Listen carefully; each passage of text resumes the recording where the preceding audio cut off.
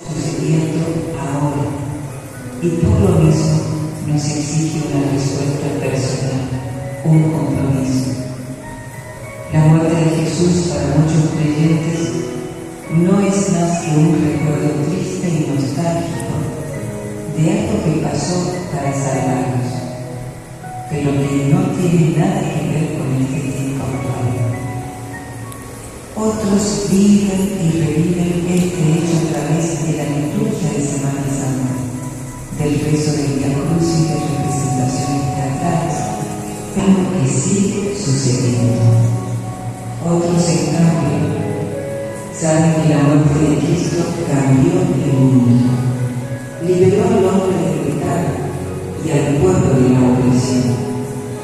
Pero saben también que esa muerte se sigue prolongando en la muerte lenta de los que sufren en la marginación, en soledad, y frente a ella no podemos permanecer indiferentes. ¿Quién lo mató?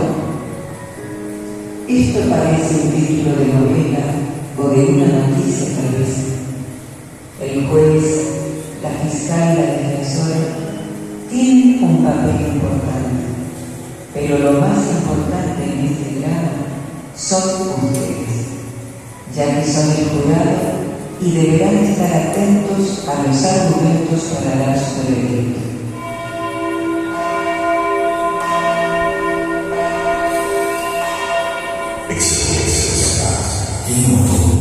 Señoras y señores, de pie para recibir a vuestra señoría, quien llevará a cabo el juicio de estos acusados.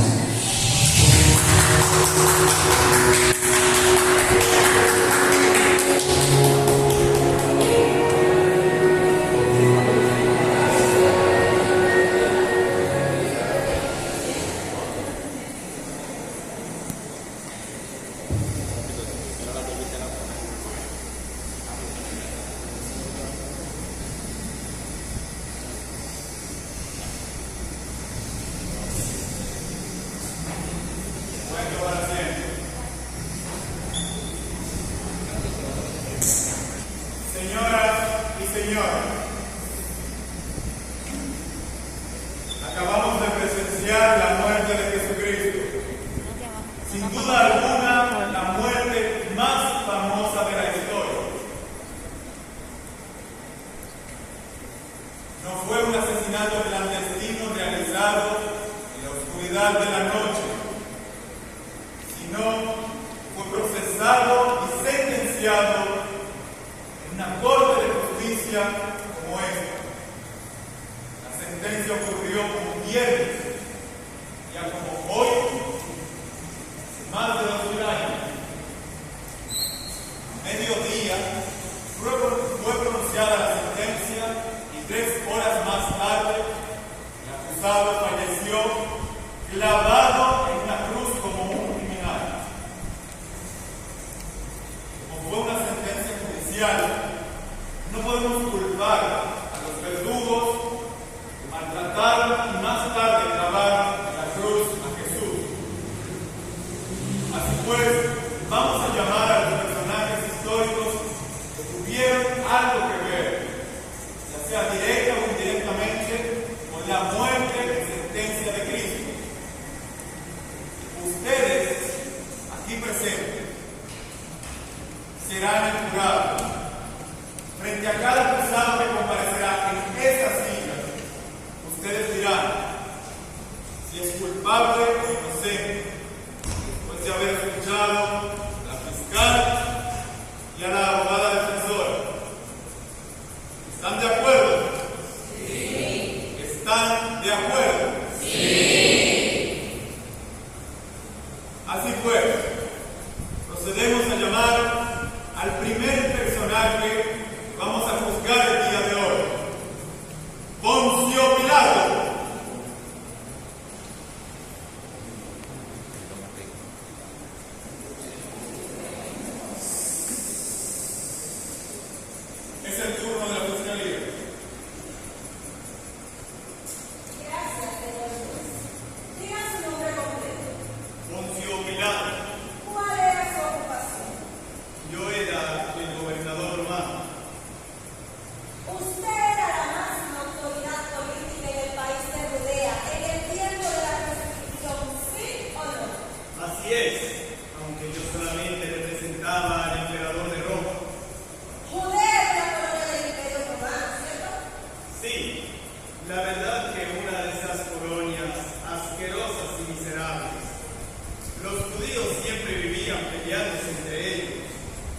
esos fariseos, saduceos y esos llamados guerrilleros celotes.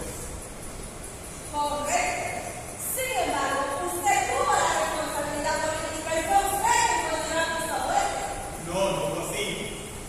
Yo me lavé las manos públicamente en señal de que yo era inocente. Yo sabía que ese hombre no era culpable. Hice todo lo posible para ponerlo en libertad. Incluso, como era costumbre de la fecha por la fiesta de Pascua, yo les ofrecí a los del pueblo, les dije, ¿a quién quieren poner en libertad? Les di a escoger entre Barrabás y Jesús. ¿Y cuál fue mi sorpresa? Ellos escogieron a ese criminal de Barrabás. Incluso cuando yo les dije que era inocente, me gritaron, crucifícalo, crucifícalo. Y algunos querían llegar hasta chantajearme diciéndome, si lo sueltas, te acusaremos ante el emperador de Roma. Pero usted lo condenó. Pero, ¿qué más podría haber hecho? Ellos me acorralaron. La verdad es que en todo el país solo usted tiene el poder de condenar a los ciudadanos. Así es. Además era mi deber. Si había cualquier disturbio, yo tenía que terminar con eso.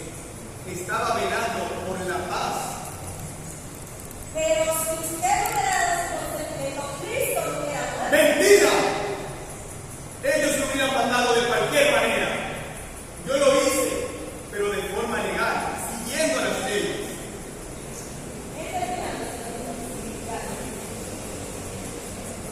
Abogado defensor, su turno. Usted era representante del Imperio Romano. Así es. Usted era representante del Imperio Romano y una de sus funciones era mantener al hombre para que no sufriera motines, desalojos, etc. Exactamente. Roma quería que la paz en sus colonias siempre existiera. Era mi deber terminar con cualquier disturbio político que pudiera existir. Bien. Por otro lado, es cierto que al Imperio Romano le interesaba mantener buenas relaciones religiosas con Judea. Claro que sí. Ellos me habían recomendado mantener esas relaciones cordiales con los sumos sacerdotes. Estar teniendo reuniones que me atrevo a confesar, a veces iban en contra de los intereses del pueblo. Usted fue presionado por Anás y Caifás para condenar a Cristo. Completamente. Ellos me presionaron fuertemente, hasta llegaron con amenazarme diciéndome, si lo sueltas, te llevaremos ante el emperador de Roma, traeremos emisarios. ¿Sabe qué significa eso? Eso significaría un juicio en mi contra, quizás mi ruina política, quizás mi propia muerte. Bien. Señores, este hombre es inocente. Actuó bajo presiones muy fuertes. ¿Quién de ustedes no ha sentido miedo cuando lo van a denunciar por pertenecer a un sindicato? El miedo a quedarse sin familiares, sin amigos. ¿No los obliga a ustedes a permanecer en silencio ante las injusticias de la vida? Si ustedes condenan hoy a este hombre, se están condenando ustedes mismos. ¿Acaso ustedes no se han lavado las manos ante las injusticias que ven? Desalojos, represiones. En todas esas situaciones, una actitud de ustedes era necesaria para hacerse solidarios con esas personas que estaban pasando por esas injusticias. Pero, ¿saben qué? Decidieron hacer exactamente lo mismo que Pilato. Nada. ¿A quién ahora? Ustedes quieren. Gracias. Gracias. En este momento vamos a proceder a la votación. Como mencioné anteriormente, desde acá la acusada se dirá si es culpable o inocente. Les advierto, no puede juzgar por ninguna opinión previa o por parentescos que puedan tener con los acusados. También les recuerdo que su silencio va a ser tomado como voto de culpabilidad en contra del acusado. Dicho esto, procedamos con la votación. Que levante la mano aquel que piensa que Poncio Pilato es inocente de la muerte de Cristo.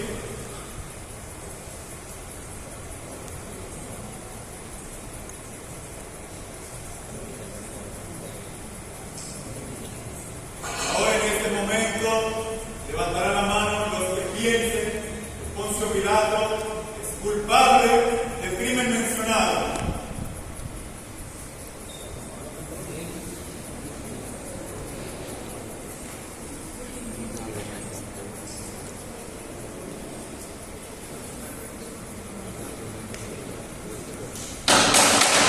El prisionero Poncio Pilato, por voto popular y democrático, es declarado culpable por esta mentira.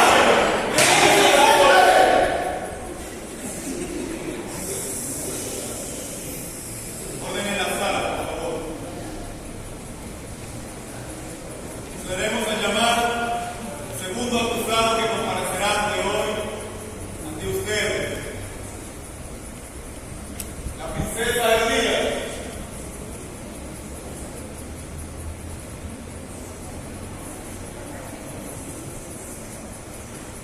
Es el turno de la abogada fiscal. Gracias, señor juez. Prisionero Díaz, usted era la esposa del rey de Galilea en el tiempo de Cristo, ¿cierto? Sí, pero mi esposo era un rey. Explíquese. Yo era la reina, pero no tenía poder sobre mi esposo. Reinaba, pero no gobernaba. Recibía órdenes de los romanos y no me quedaba más que obedecer. Entonces, ¿por qué fue que Pilato mandó a Cristo para ser juzgado por usted y su esposo? ¿O es que acaso usted no estaba en el punto de creer? Es que Pilato llegó a saber que Cristo era ciudadano de Galilea, que era nuestro territorio, nuestro reinado. Y aprovechando que yo estaba de vacaciones en esa semana con el rey, nos lo mandó para que diéramos nuestro parecer. ¿Y usted lo condenó? De ninguna manera. Se trataba de un hombre loco que ni siquiera abrió la boca para hablar. Nos miraba con esos ojos terribles que tenía. Aún recuerdo esa mirada, como si conociera toda mi vida anterior. ¿Y entonces? Pues, como no respondió nada, le hicimos una pequeña broma, inocente por supuesto. Le quitamos su ropa y le pusimos un disfraz de rey, ya que sus amigos le llamaban el rey de los judíos. Fue una pequeña broma y nos reímos bastante. Sin embargo, usted no lo declaró inocente. Claro que el pobrecito no era culpable de nada, pero no nos iba a meter en problemas. En primer lugar, porque yo estaba fuera de mi jurisdicción. Y en segundo lugar, porque esos líderes judíos me hubiesen matado. ¿Para qué iba yo a complicarme? Bien, pero usted no hubiera podido llevar a Galilea para juzgarlo allá. Pilato había podido hacer eso. Supongo que sí, pero eso no era de mi competencia. ¿Para qué iba a complicarme la vida? Eso. Turno de la abogada defensora. Gracias. ¿Es verdad que usted no tenía facultades para gobernar en Jerusalén? Claro que no. Ya he dicho que yo era de Galilea y no tenía funciones legislativas en Jerusalén. Sin embargo, a usted le llevaron a Cristo para que lo condenara, ¿cierto? Sí, pero yo no lo juzgué. Ante la reacción de los líderes judíos le hicimos unas cuantas preguntas, las cuales no respondió. Y después de eso se lo devolvió a Pilato, que era la autoridad competente. ¿Usted pudo hacer algo por el prisionero?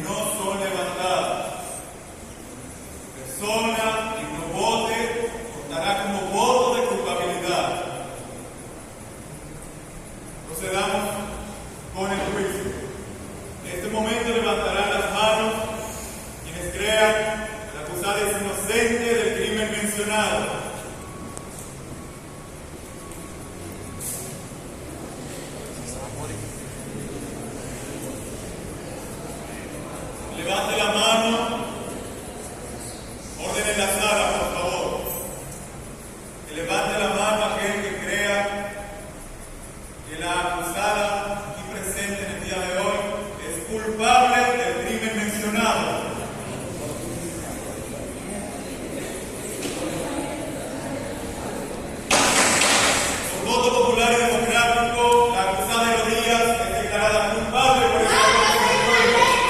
Retírese de la corte.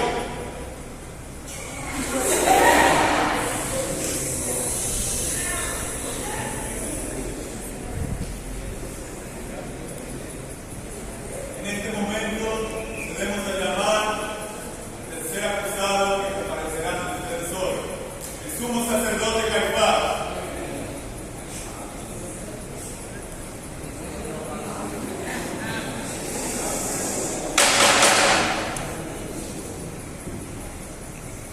Orden en la sala, por favor. Segundo aviso. Gracias. Abogado fiscal. Gracias, señor. Usted es un sacerdote del reino de Cristo, ¿es cierto? Sí, es verdad. Cuente a la corte por qué lo condenó. Simplemente porque se metió en cosas que no eran de su competencia. Fue un laico que se atrevió a cuestionar a su religión y a sus autoridades. Además, se metió en política. Y todos sabemos que la religión no debe meterse en cosas de política. Más aún sabiendo que somos un país dominado por un poder extranjero. Como el Imperio Romano. Exactamente. La religión debe predicar la paz y la vida futura. ¿Qué vamos a hacer cuando personas como ese Cristo comience a predicar la subversión y la rebelión en nombre de Dios y de la religión? ¿Acaso Cristo hizo eso? Sí, muchísimas veces. Me acuerdo que me dijo una vez: no he venido a traer la paz, sino la espada. Y la religión no debe ni puede tolerar la violencia bajo ningún pretexto. En una ocasión corrió a unos comerciantes del templo como en señal de que la religión no tiene derecho a sostenerse económicamente. Seguramente usted sabía que habían guerrilleros y revolucionarios entre sus discípulos y amigos. Uno de ellos se llamaba Simón el Celote, y hasta prostitutas lo seguían, y él no las rechazó. Seguramente en la vida futura todos seremos iguales, pero aquí está claro que hay personas desiguales y diferentes, y que es la voluntad de Dios que haya ricos y pobres, santos y pecadores. ¿Y quiénes somos nosotros para cuestionar la voluntad de Dios? Entonces, ustedes veían a Cristo como un elemento rebelde y revolucionario. Por eso lo acusaron y pidieron la condena de muerte para él. Exactamente. La religión debe predicar la paz. Y ese Cristo no quería respetar ni obedecer. Con toda franqueza, solo fue un carpintero ignorante que lo único que buscaba era figurar entre sus paisanos. Pero tengo entendido que usted era jefe de una religión que se hacía rico explotando la ignorancia del pueblo. Y además, que presentaba a Dios como cómplice de esa acción. No, eso era lo que decía Jesús, pero mi deber era hacer respetar las tradiciones de nuestra religión. He terminado, señor. Gracias. Gracias.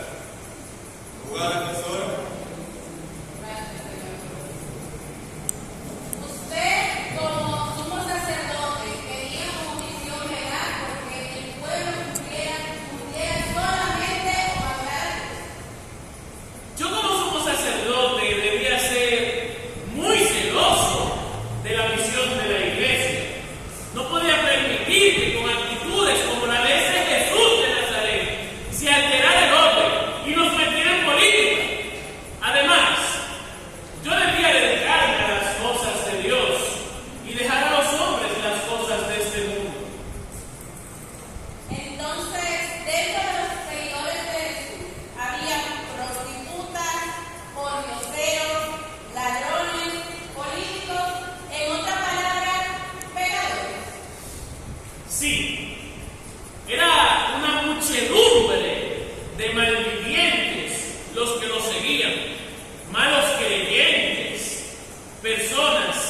pecadoras. El mismo Jesús curaba a los enfermos el sábado, día del Señor.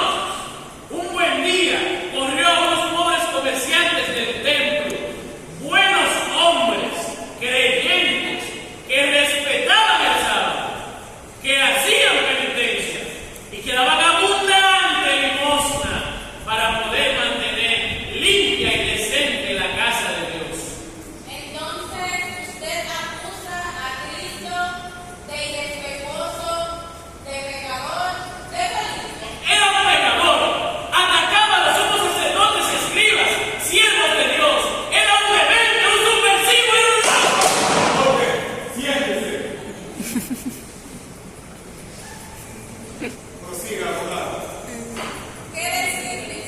Este hombre es inocente. Hizo lo que tenía que hacer como alto dirigente del templo. Si ustedes condenan hoy a este hombre, van a tener que condenar a esos sacerdotes y obispos que solamente se preocupan por el culto de la casa de Dios. Y los problemas del pobre, de los pequeños, no les interesan. Aquellos que tienen alianzas con los poderosos y que conviven con los ricos. Ahora, les haré una pregunta. ¿Ustedes conocen a sus obispos? ¿Saben en las miserias en las que viven? No les escucho. Entonces, ¿cómo van ustedes a condenar a este hombre si ustedes con sus actitudes están totalmente de acuerdo con lo que es? Gracias, abogado. Seremos esta vez en el juicio del sumo sacerdote. Que levante la mano y crea que el sumo sacerdote Caifás es inocente del crimen mencionado.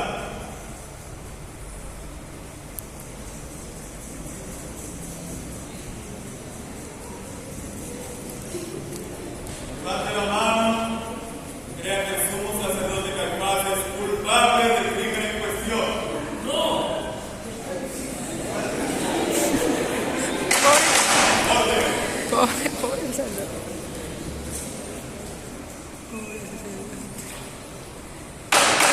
Por voto popular y democrático, el sumo sacerdote Caifás es declarado culpable. Será condenado a 200 latigazos y muerte de cruz. no, yo soy un cristiano, religión.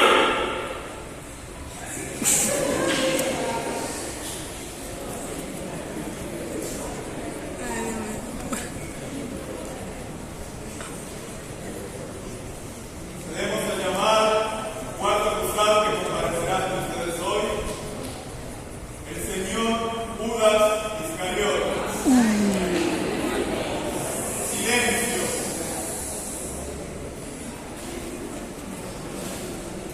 Judas y gol.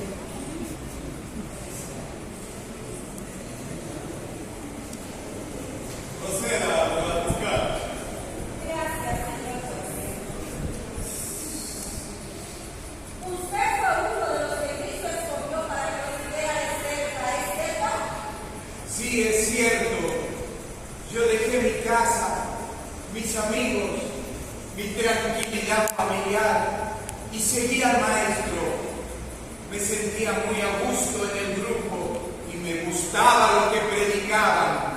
Entonces, ¿por qué la condena lo entregó? ¡No! ¡Yo no sabía que me iban a matar! Cálmese.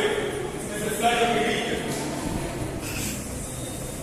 Sí, usted traicionó a Jesús, lo entregó a las autoridades judías, con un beso hipócrita en la avenida y a cambio de unas cuantas miserables monedas. Ya se lo dije, no sabía que me iban a matar.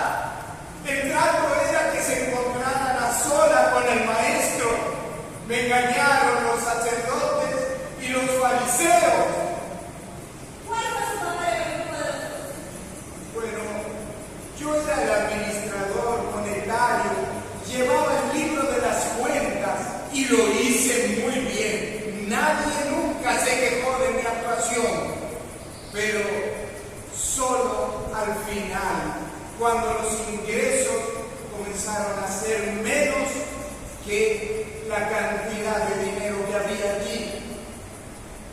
¿Y por qué se discutió con Jesús? Jesús poco a poco fue desechando mis opiniones y los compañeros desconfiaban de mí. Entonces yo perdí credibilidad en el grupo y también, por otro lado, Juan y Pedro se hicieron los mejores amigos del maestro. ¿Y por eso me entró? No fue eso. Me engañaron. Ellos querían nada más que una cita a solas, que yo concretara ese encuentro. Pero usted recibió dinero a cambio de dar esa cita, ¿no es cierto? Sí, es verdad. Pero yo después se los devolví a esos cuartos y aparte no sabía que lo iban a matar. No sabía que lo iban a matar. Gracias. Abogada defensora. Gracias, señoría. ¿Por qué decidió entrar en el grupo de los apóstoles de Jesús? Jesús me invitó y a mí me gustaba lo que predicaba él con sus compañeros.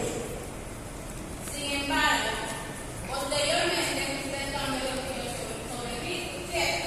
Es verdad, porque él pensaba que había que solucionar la cuestión con los judíos y yo pensé que lo primero que había que hacer era erradicar a los invasores, al imperio romano. Pero eso No, también teníamos otras discrepancias.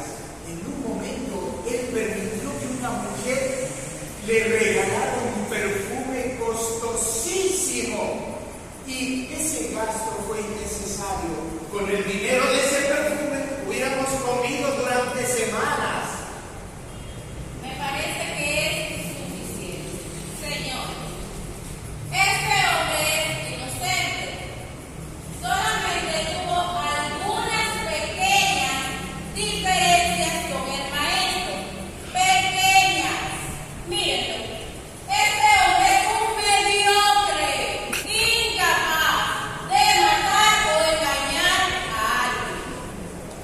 ¿Acaso ustedes no han recibido dinero de no muy clara procedencia? Por ciertas noticias, por un voto, por callar, guardar silencio ante algunas injusticias. No guardan silencio por eso. O en el trabajo, en la fábrica, ¿cómo suben de puestos? Pisoteando a los demás. Si ustedes son escuchados y se sienten importantes, todo está bien. Pero en el momento en el cual sus respuestas no se toman en cuenta, todo está mal. Y que ustedes hacen o se van o comienzan a desprestigiar al grupo. ¡Qué mucho que lo hacen! Entonces, para usar una frase de su mismo Jesucristo, el que esté libre de pecado, que tire la primera piedra. He terminado. Gracias. Posteriormente procederemos a la votación. Les recuerdo, no deben dejarse guiar por ningún parentesco, por ninguna opinión previa, por ninguno de los acusados. Su voto, que primero es confidencial, declarado aquí hoy, debe basarse en lo que usted está escuchando. No debe dejarse influenciar por ningún estímulo externo. Antes de pasar a la votación, ¿alguien del público desea hacerle alguna pregunta al acusado? Procederemos con la votación.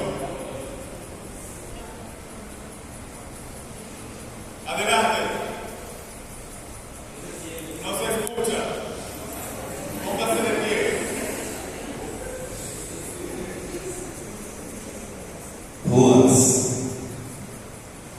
¿Qué se siente ser tan mediocre? ¿Qué se siente qué? Ser tan mediocre. No fue mi intención entregar al maestro. Yo solamente quise concretar esa cita. Preparar la posición. Vamos a permitir 2 preguntas más. Adelante. ¿Cómo fue andar con el maestro? Al principio fue muy inspirador, puesto que él es un líder nato, pero luego, según mi opinión, le faltaba una firme decisión. Última pregunta. Judas, ¿te arrepentiste de lo que hiciste? Por supuesto que me arrepentí, jamás pensé que lo iban a matar. Suficiente. Procederemos como anteriormente con la votación.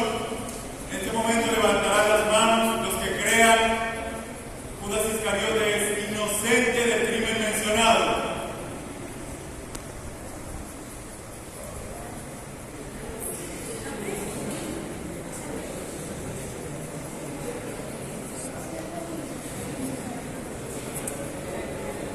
Levantarán la mano en este momento quienes crean que el acusado es culpable del crimen mencionado.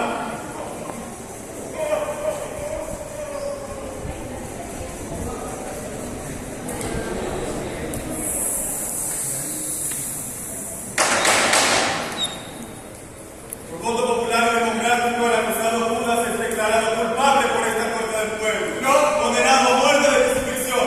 Retírese. ¡No, no soy culpable! ¡No!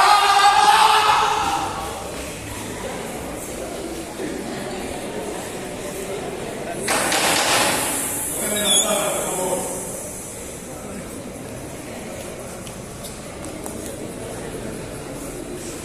Procederemos a llamar en este momento a un personaje que,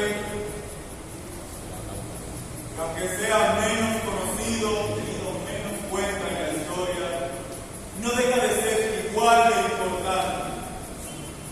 Obviamente estoy hablando del capitán de la Guardia Romana que apresó a Cristo en el huerto de Getsemaní y más tarde se encargó de torturarlo. Hablo del capitán Benjamín. Llamamos al acusado.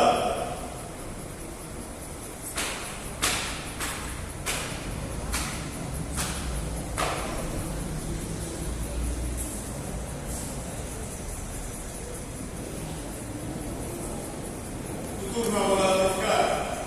Gracias, señor. Capitán Benjamín, usted se dirigió al llamado Huerto de los Olivos, a las afueras de Jerusalén, con un gran número de guardias para apresar al mencionado. ¿Es correcto? Porque Judas Iscariote nos había dicho. Era así E lo correcto. incluso él personalmente nos llevó al lugar. ¿Usted considera que la muerte de Cristo se debe en parte a la acción de usted y de los hombres que estaban bajo su mando? De ningún modo, un militar o un policía tienen una profesión donde la primera y la última regla es la obediencia. No obedecer a nuestros superiores es algo completamente prohibido para nosotros. Incluso cuando se le pide cometer un acto criminal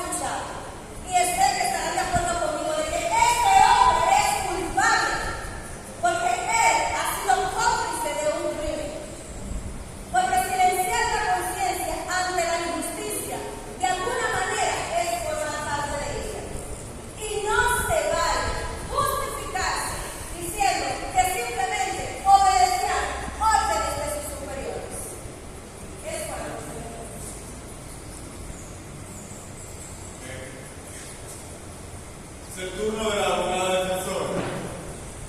Gracias, señor.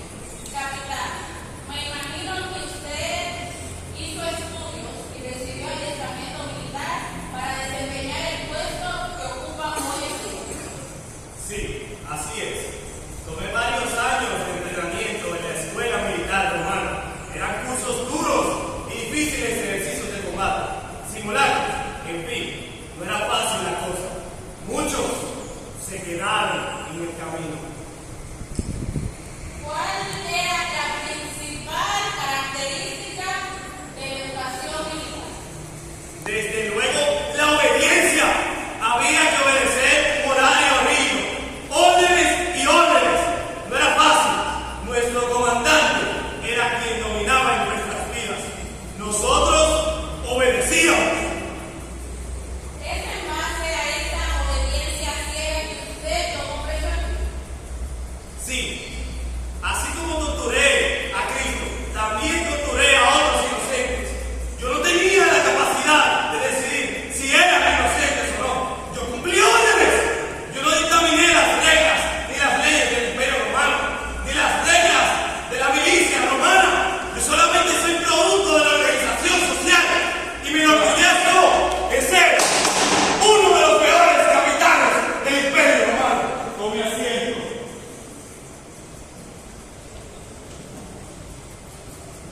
Siga, abogado. Señores, este hombre no condenó a Jesús, hizo lo que tenía que hacer. Él tenía que tomarlo preso y lo hizo. No era su problema si Cristo era inocente o no.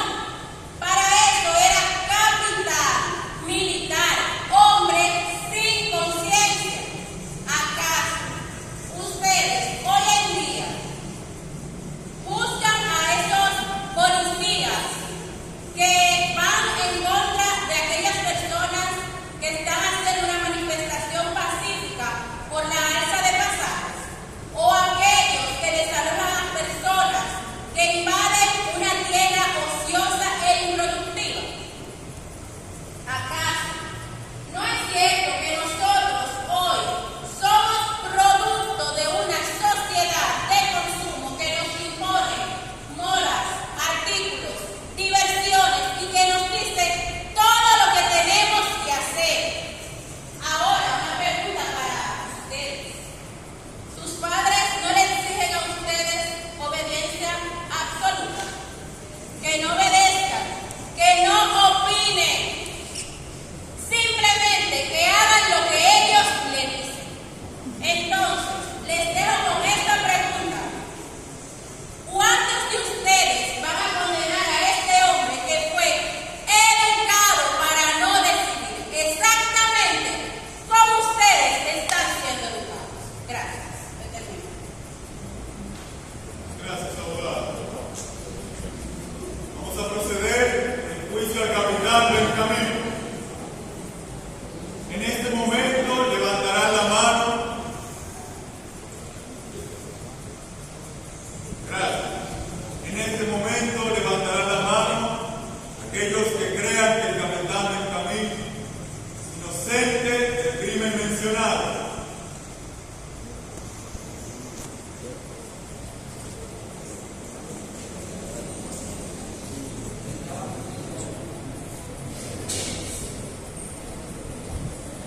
Ahora levantarán la mano aquellos que crean que el capitán del camino es culpable del crimen mencionado.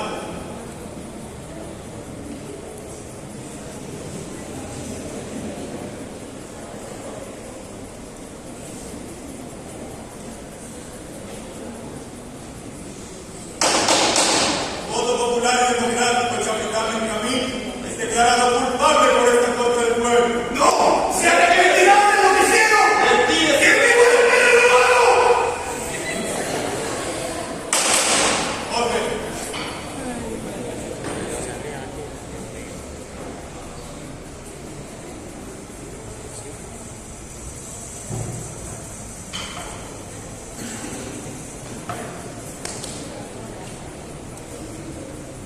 Todos ustedes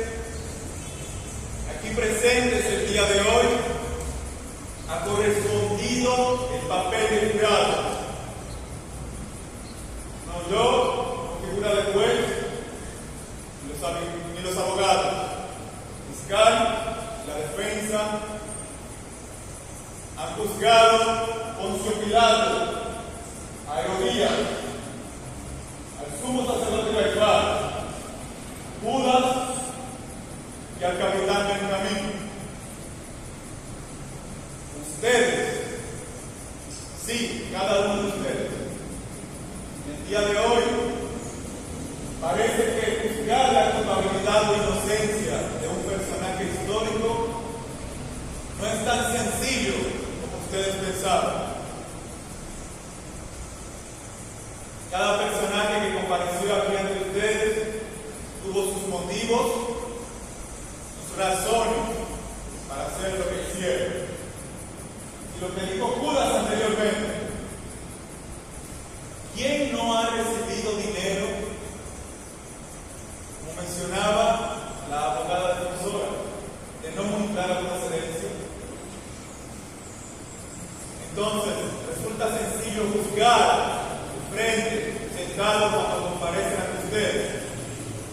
Y también el crimen, la culpabilidad del capitán del camino, de silenciar la conciencia. ¿Cuántas veces ustedes aquí presentes, usted, no ha silenciado su conciencia, no ha callado su voz interior?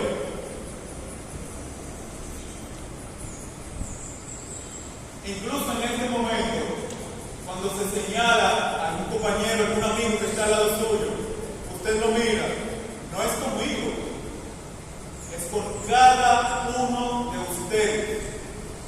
No podemos volver a la casa, volver a nuestros quehaceres del día a día, con la memoria de que simplemente se juzgaron personajes históricos el día de hoy. Estas preguntas, estas respuestas que hemos obtenido aquí, debería hacerlas cada uno de ustedes a modo de examen de conciencia. Y más en este tiempo de reflexión interna consigo mismo. Si hay algo común entre los acusados que comparecieron ante ustedes hoy, y ustedes y nosotros, es que muchas veces tenemos que callar lo más preciado de nuestro ser, lo único que nos define de los animales brutos sin conciencia. Espero que estas preguntas, estas reflexiones aquí expuestas ante ustedes hoy